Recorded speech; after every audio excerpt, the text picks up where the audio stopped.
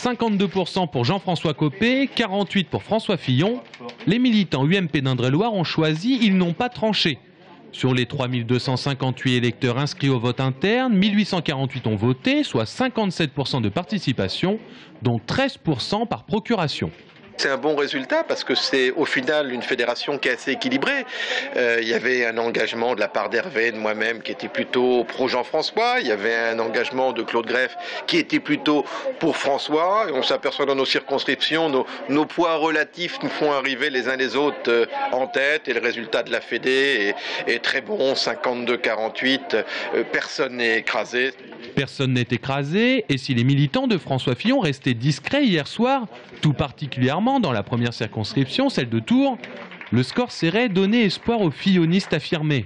Cet homme-là doit être celui qui les rassemble, qui réunit les Français, qui porte un projet, qui veut combattre mais qui ne veut pas agresser.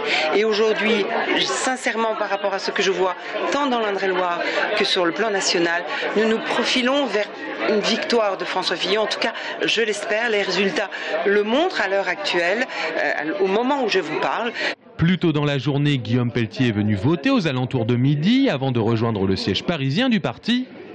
En Indre-et-Loire, le mouvement qu'il défend, la droite forte, pour continuer l'aventure sarkozyste, arrive largement en tête avec 44% des suffrages exprimés.